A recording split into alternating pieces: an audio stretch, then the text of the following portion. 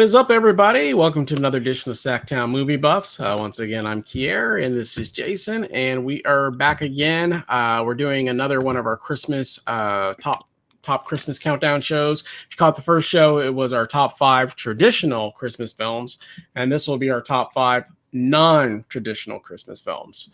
So before we actually get into that, what is a non-traditional Christmas film in your opinion, Jason? Well, as we talked about in the other show, it gets a little murky, actually. But for me, because some seem to straddle the borderline there. But for me, a non-traditional Christmas movie is one that is either about Christmas, but does it in a kind of a darker or non-family friendly way. So a movie that's about Christmas, but dark or violent or vulgar or whatever. That's non-traditional because you can't show your kids or your grandma, probably, right? Depending on the kids or the grandma, I guess. But or it's a movie that isn't technically about Christmas, but takes place around Christmas, and there's enough Christmas in it to make it, in my opinion, a Christmas movie. So some of those would be like Die Hard or Go or Gremlins. Those aren't really about Christmas, but Christmas is a major component of what's happening. So that's not really a Christmas movie, but to me it's a Christmas movie, so non-traditional. Got it. Makes sense. Yeah. So either it's about, so it's either Christmas is kind of in the background of the film, or it's about Christmas but it's like R-rated and not not family friendly, basically. So right. Yeah, that works for me. I think I'm good with that. Cool. I think we can agree with that. Well, with that said, let's get into it, man. So, I'll actually start off with our number 10, or the number 10. We're doing 5 each. So, I'm going to start off with number 10, which would be number 5 for me. So number 10 would actually be a very Harold and Kumar Christmas 3D or 3D Christmas. So yeah, this is actually a 3D film. Did we watch this in 3D? Didn't we see this in theaters? I did. I don't think I saw it with you, but I definitely saw it in the theater. Yeah, in 3D as well? Definitely, yes. I remember thinking like the 3D was surprisingly good. Yeah, I don't remember for sure if I actually saw it in 3D, but you could definitely tell that it's meant to be a 3D film. But if you know the Harold and Kumar saga, they went to White Castle, and then they had escape from Guantanamo Bay, and this one is basically they're older now, obviously. It's a Christmas film. Basically Harold has kind of basically grown up. He's I think they're married. I think he's married now. He doesn't have kids, and he's bringing his father-in-law and their family are coming over for the holidays. Father-in-law is played by Danny Trejo, so you can imagine what kind of father-in-law he's going to have. And Danny Trejo's character is like really, really big into Christmas, and everything has to be perfect, and yada yada yada. Meanwhile, Kumar still kind of being Kumar. He's still, getting high, still doing drugs. Harold at this point is no longer getting high anymore. Kumar is still getting high, still living in an apartment, not really going anywhere in life, it seems. Versus, Harold has his beautiful big house, has a great job, seems like he's moving on and kind of growing up, whereas Kumar is still being a kid. They haven't really been friends for, I think, some years, or haven't seen each other in many years. They just kind of drifted apart. And basically a gift arrives at the doorstep of Kumar, and he's like, oh, and it was addressed to Harold. So he, for like the first time in like 2 years, basically goes to his house and to give him the gift, and it ends up being like a joint. A lot of mishaps happen. Basically what happens is they have this really, really Danny Trejo's character brought his own tree basically with him over to the house that he cut down himself, that he grew for like 10 years or something like that. So it was like this very special tree. And basically, long story short, basically the blunt that the joint or whatever they were smoking ends up catching the tree on fire. And so now they basically have to go out and kind of find a new tree before his father-in-law, Danny Trejo's character, comes back to their house, because they know he's going to be pretty furious if he finds out that they burned up his tree. And so obviously they just get into all kinds of crazy hijinks trying to find trees different places. It's super funny. It's set, like I said, right around Christmas. So clearly it is it's a Christmas film, but it's not traditional just for the simple fact that it's extremely R-rated. So it's definitely not one you're going to show with the kids. That's for sure. I definitely don't recommend anyone under the age of, I don't know, late teens watch this one probably. So because it is definitely not family friendly. Not one for the whole family, but if you are an adult or you don't have a family, this one's super funny. I definitely urge you to check it out. I watched it again for the first time in maybe like 2 years, I think last a couple nights ago. So definitely enjoyed it. So yeah. Oh yeah, that's a great movie. I love the first Harold and Kumar movie. I have kind of mixed feelings on the second one, and then when I heard they were making this one, the title was going to be A Very Harold and Kumar 3D Christmas. So it's a Christmas movie. It's a 3D movie. I was like, this is either going to be like a huge train wreck or it's going to be amazing, and it was amazing. So yeah it's hilarious. It's inventive and imaginative, and it's got a good Christmas moral ultimately, even though it's R-rated and everything. The only thing I don't like about it is the assertion, the erroneous assertion that waffles are better than pancakes, because they're not. But that's it. Otherwise, it's perfect. Yeah. I probably would agree with you. I do like pancakes over waffles, but I love waffles too. So I'm not gonna, I'm not anti-waffles, but it's like saying sausage is better than bacon or bacon's better than sausage for me. It's just like, it just depends on what kind of mood I'm in, and so it should have been a pancake bot, Kier. Should have been a pancake bot. Yes. And then moving on to number 9, you're actually going to take this one, which is going to be Tangerine.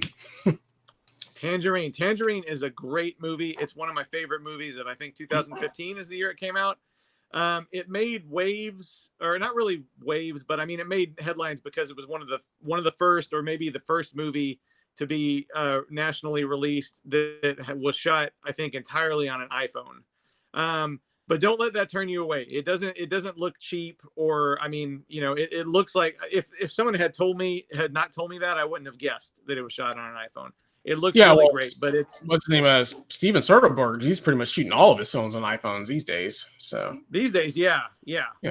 But it's also definitely not family friendly at all. Even more non-family friendly than Harold and Kumar, I would say. But it's a movie about two transsexual prostitutes on Christmas Eve night. So bring the kids. Yeah, exactly. It's definitely a Christmas movie. It's about two transsexual prostitutes over the course of a very wild and crazy night. So it's a one crazy night movie. It's a low down drugs and sex movie, but it's also very funny. It's also got a big heart, honestly, but it's definitely very much a Christmas movie. Because it's LA Christmas, but it is there's Christmas happening everywhere, and but it's definitely it's not one for grandma, not one for the kids, unless they're in their I mean, anytime you lead with it's about two transsexual prostitutes on Christmas Eve, I think pretty much you're either in like, I'm interested, I'm gonna check this out, or you're like, there's no way in hell I'm checking this out. So So I think you're probably in one camp or the other as far as that goes. So well, I recommend that you check it out. That's what I'm saying. It's very funny.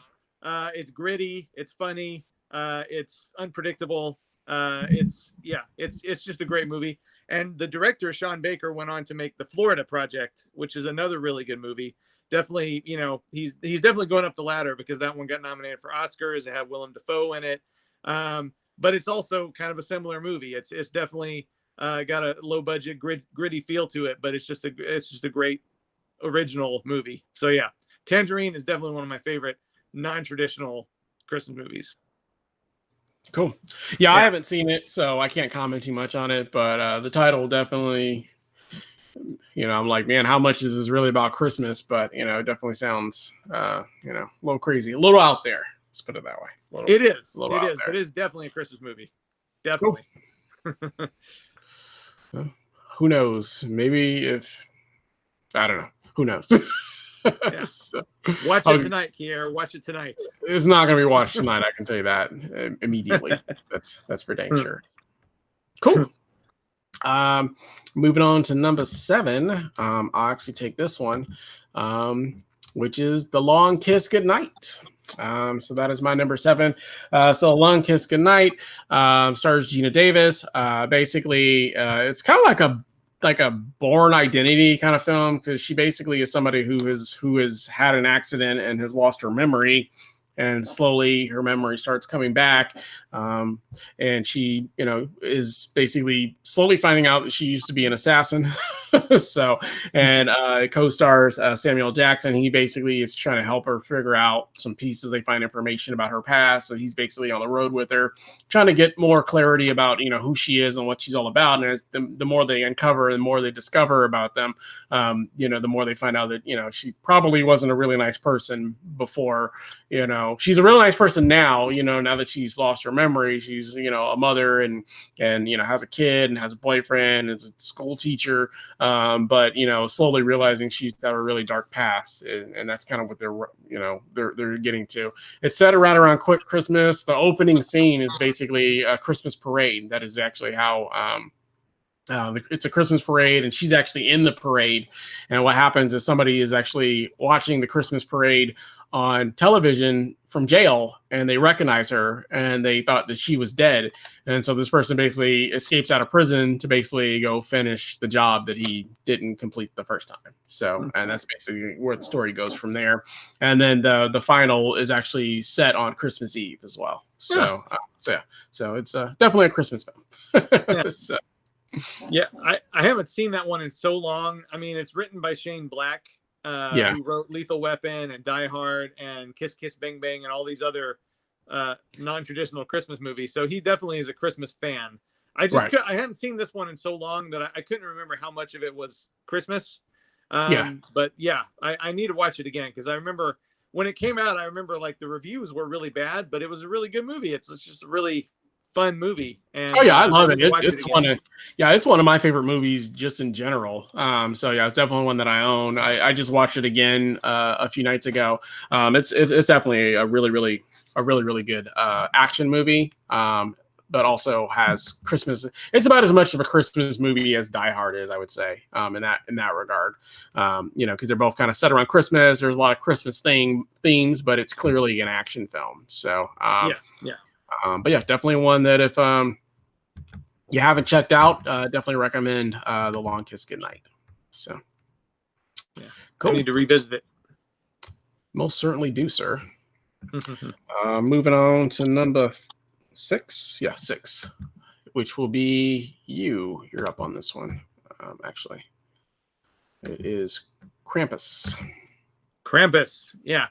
Krampus is a really cool movie. I think it is of course, involving the mythical figure of Krampus, which was kind of the dark side of Santa Claus.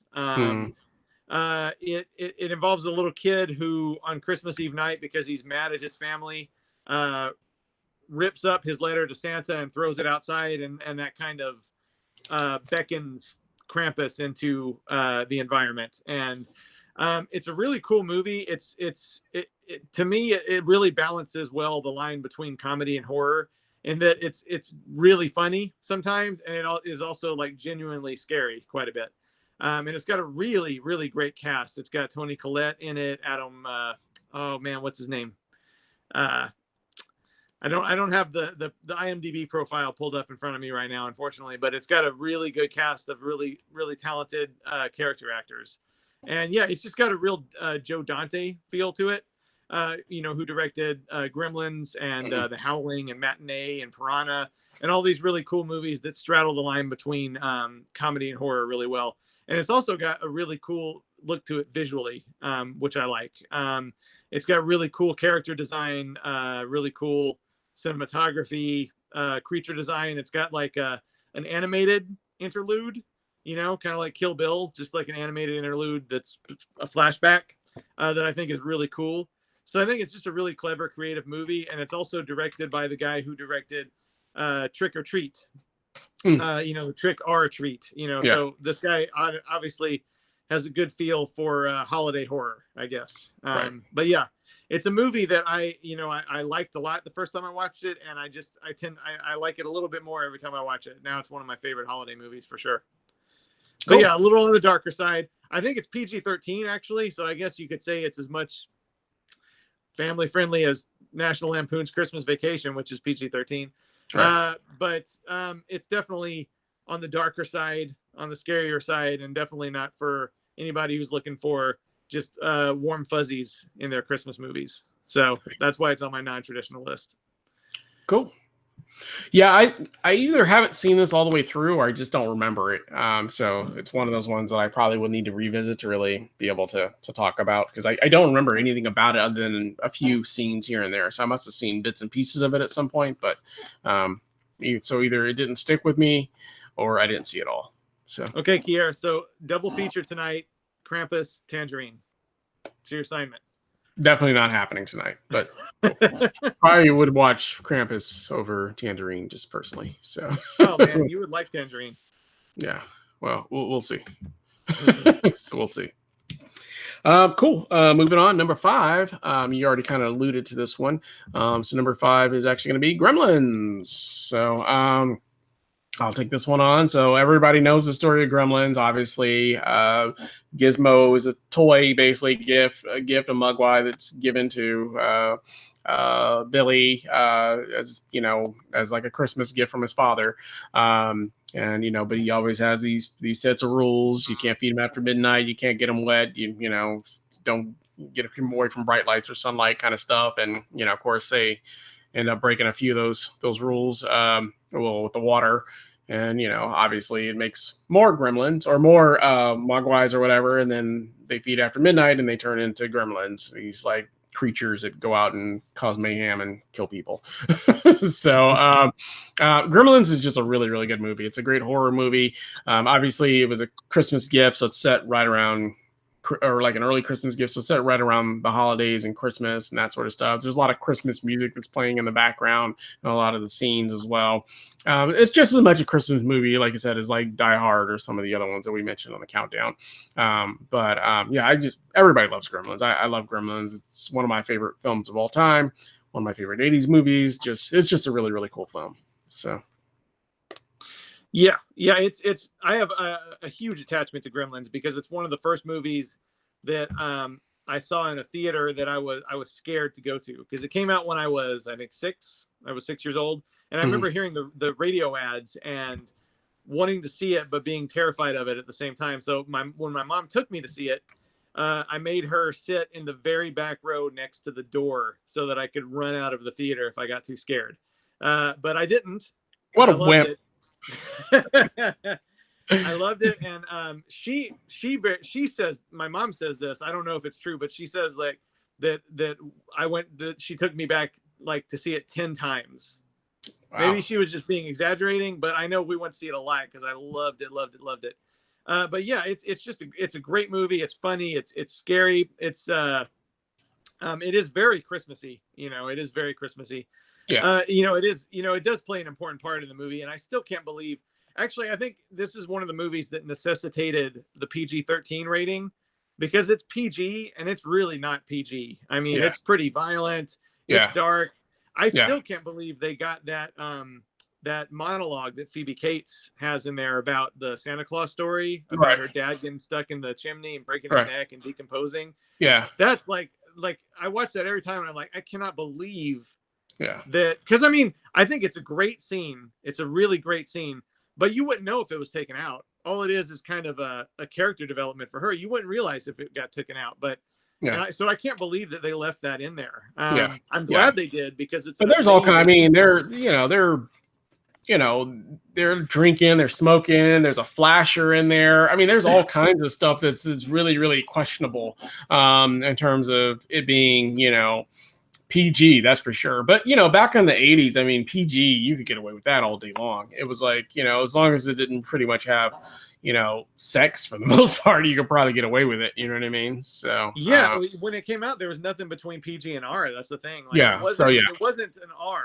Yeah. But that was one of the movies that probably made people say, like, look, we need something between PG Yeah, and R. it's definitely not like for the grand yeah, when canyon. you're saying it's for, pretty much parental guidance, which is already vague in itself. I mean, you really shouldn't be having, 5-year-olds watching this, you know what I mean, or 6-year-olds watching this. So it is definitely one that teeters the line. I'll give you that for sure. Yeah, yeah. But cool. It's a great movie, one of my all-time favorites.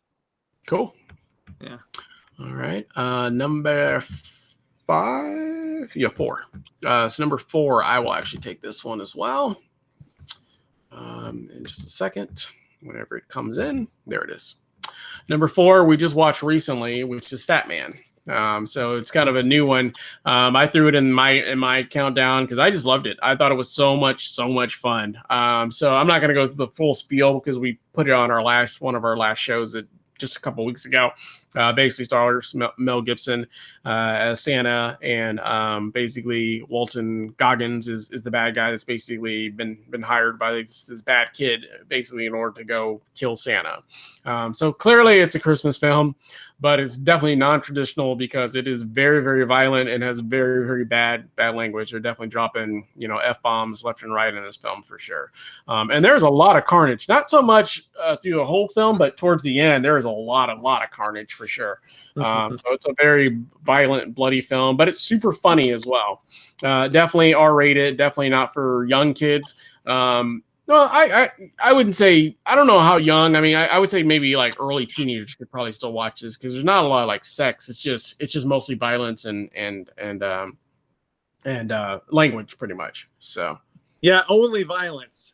That's such an American thing. Like, yeah, you got. Well, I mean, we grew up in the yeah, but I mean, if you grew up in the 80s, I mean, we watched violent films all day long. I mean, all of us were watching like Terminator and Terminator 2 and Rambo and all these super, super violent films, that we were growing up in. And the only thing that basically made most of those films like R-rated was, like you said, was the sex that basically made it cross the line. So I don't know. I wouldn't have a problem, my son's going on 15, so he watched it. But even if he was 12, I think he would be okay. So, in my opinion. So yeah. But yeah, that's a good one. So yeah, so like I said, we just covered this one. So if you want a longer discussion on that one, definitely check out the other review that we did on Fat Man. So yeah, I loved it too. It was it exceeded my expectations. And I was glad that, because I was kind of going in thinking it was going to be, dark and gritty, yes, but like it's actually just like it actually has a moral, and it is like a good Christmas movie in the sense that it really it's a good Christmas spirit kind of movie, even if it does have violence and F-bombs. Yeah, for sure. Yeah, it's still in the Christmas spirit because it's still Santa, and he's still like a noble Santa. You know what I mean? Right. So he's just Santa that doesn't take any junk from anybody. So right, yeah. And when I heard like Mel Gibson as Santa, I was like, is this? I was afraid it wasn't even going to be like a likable, friendly Santa, but he is really. He's just kind of he's like a Clint Eastwood Santa. Yeah, he's very rough around the edges, but he's still Santa at the end of the day. Yeah. Cool. All right, number 3 is you're taking this one is Die Hard. Die Hard, yeah. Die Hard is everybody knows Die Hard. Yeah.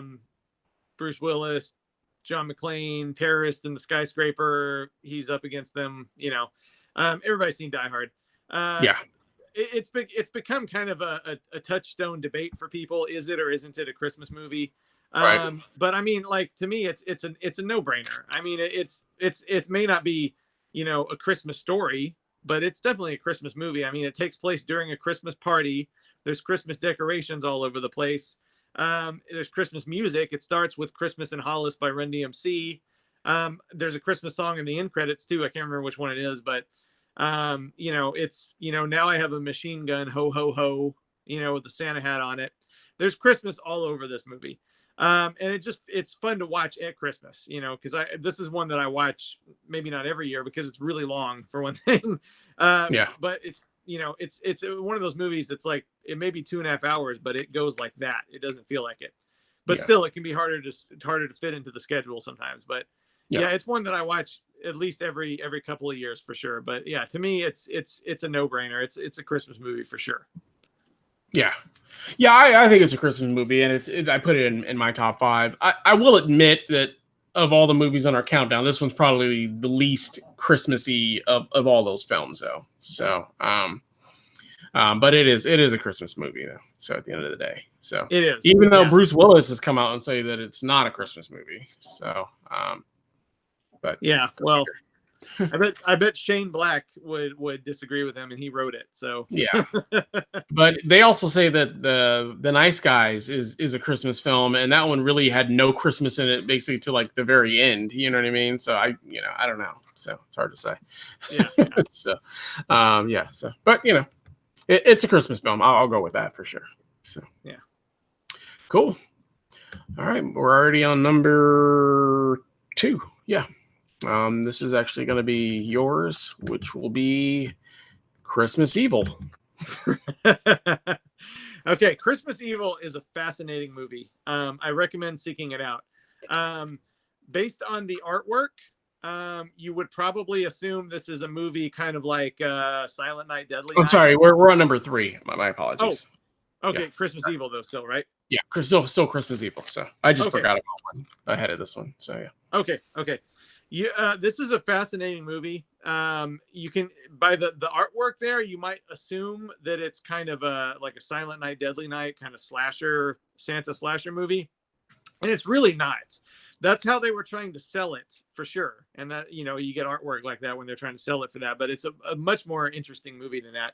It's more actually kind of like Taxi Driver with Santa, to be honest, because it's about this guy played by Brandon Maggart, who basically he's traumatized as a child when he sees his mom making out with Santa Claus, which is probably his father in costume. But anyway, it traumatizes him, and he grows up obsessed with Christmas, and to the point where he works at a toy factory. He collects Santa merchandise, and he keeps a nice and naughty book on all the kids in the neighborhood. So he's obsessed with Christmas and Santa Claus, and he's constantly bullied because he's a weirdo. And eventually he reaches a breaking point where he snaps and adopts the persona of Santa and goes out there on Christmas Eve night to give toys to the good people and do damage to the bad people. So it's very, very Taxi Driver in a way, kind of like, wanting to wash the scum from the streets, and all that kind of stuff. Right. But it's a really, really interesting movie. It's an odd movie for sure. It's not for everybody, but it's a really, like, the acting is really phenomenal. It is not just a one-dimensional Santa slasher movie like Silent Night, Deadly Night, which I'm fine with. I like slasher movies, but it's not a silly slasher movie like you might think it is based on that artwork. And it's got an ending that you have to see it to believe it, frankly. I'm not going to spoil the ending, but the ending will definitely make you go, that's for sure. But yeah, it's a really fascinating movie. It's it sank without a trace when it came out in 1980. But it's definitely garnered a small cult following over the years, enough to get it released, on Blu-ray by Vinegar Syndrome. And it's also John Waters' favorite Christmas movie. And if you watch it, you can see why this would be John Waters' favorite Christmas movie. So yeah, I recommend it if you got a little bit of a odd sense of, if you like your movies a little odd. So it's one of my favorites. Cool. Yeah, I've never seen it, so I can't comment on it. So, but cool. Yeah. Maybe one we'll check out someday. I haven't seen most of the ones. You got a triple feature tonight, Kier. Well, I haven't seen most of the films in your countdown, so yeah, cool. So, all right, cool. Well, moving on to finally our number 2, which is also going to be you again. That's going to be Black Christmas. So okay, yeah, Black Christmas is to me, Black Christmas is a masterpiece. It's not just one of my favorite Christmas films. It's not just one of my favorite horror films. It's one of my favorite films. I think it's a really ingenious movie. It prefigured slasher movies. Like there were no such things as slasher movies when this movie came out by name. But it does a lot of things that would actually influence Halloween 4 years later, which a lot of people consider that the first slasher movie. And I love Halloween. Halloween's it's a masterpiece too. But Black Christmas is a really interesting movie. It's about a sorority house during the Christmas break. So there's hardly anybody there. Most of the young ladies are on vacation or with their families. But a crazy person sneaks into the attic, and then he starts terrorizing them. That doesn't sound like maybe anything special, but it's a really interesting movie. It's a really genuinely scary movie. I think it's one of the scariest horror movies I've ever seen. It's got really good acting in it. It's got unusually complex characters for this kind of movie. It's got a real nice ambiguity to it. You never, this isn't really spoiling anything, but you never really find out who the killer is or why he's there.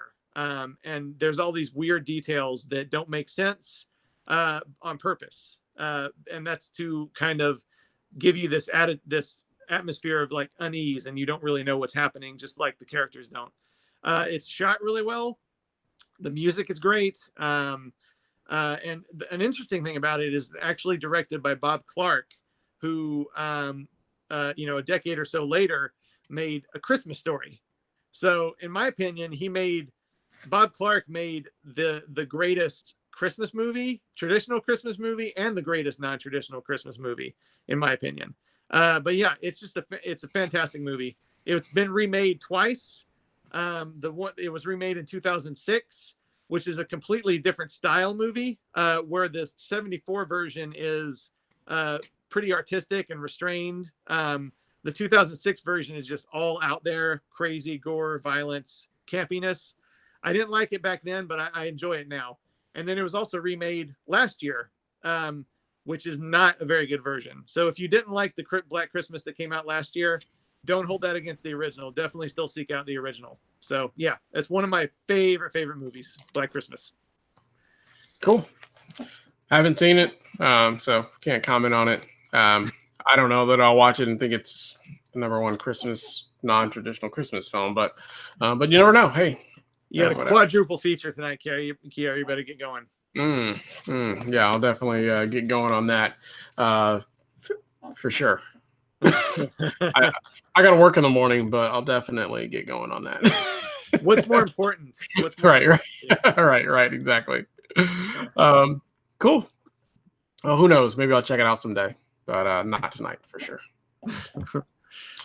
Cool. And moving on to number one on the countdown. And once again, like I said, these aren't in order. We just went reverse alphabetical, so not in order or anything like that. So, but the number one on the countdown is actually going to be Bad Santa, which stars Billy Bob Thornton, Bernie Mac's in it, as well before he passed away. And basically, Billy Bob Thornton every year dresses up as mall Santa Claus with his elf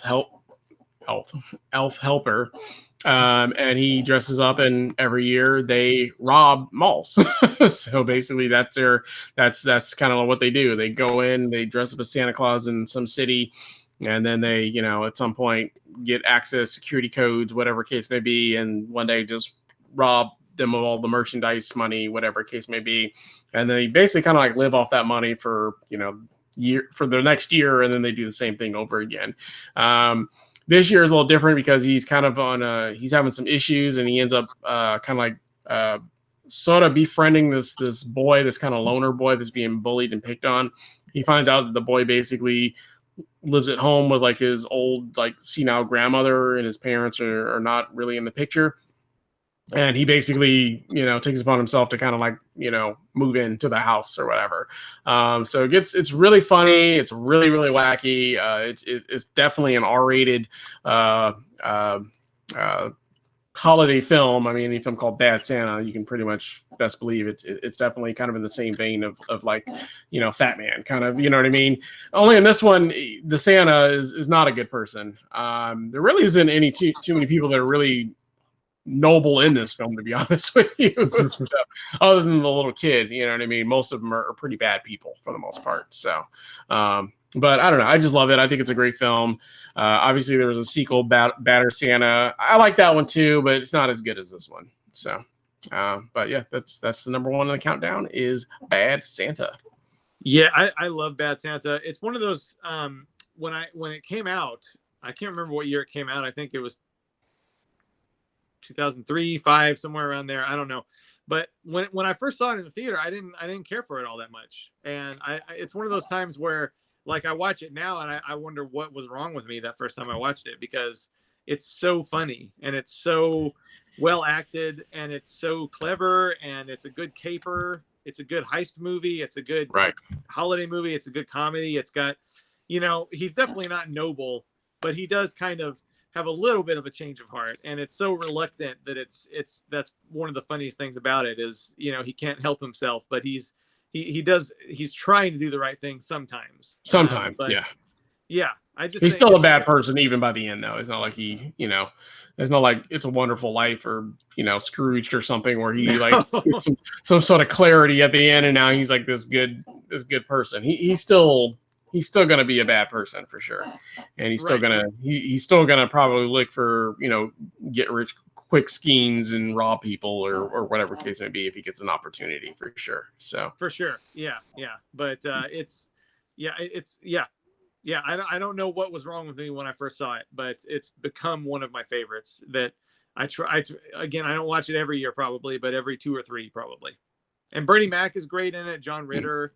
Both of them, unfortunately, passed away afterwards. But John Ritter, yeah, for sure, yeah. Cool. It's great. Awesome. Well, cool. Well, that is the countdown there. So those are the 5 for each of us, or the 10 top non-traditional Christmas films.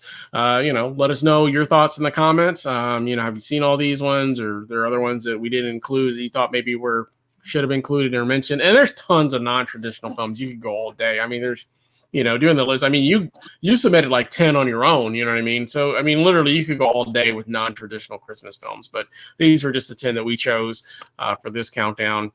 And then obviously if you didn't catch the other show, make sure you watch the other show for our 5 traditional Christmas films as well. So if there weren't films represented in here, they maybe were in the traditional ones, like A Christmas Story and that sort of stuff. So, but we thank you guys for watching. Obviously, if you like the channel, please subscribe. Make sure you hit the bell notification so you don't miss any of our updates. And we'll be back again with another show for you guys again real soon. So thank you for watching, and hope you have a great day. Bye.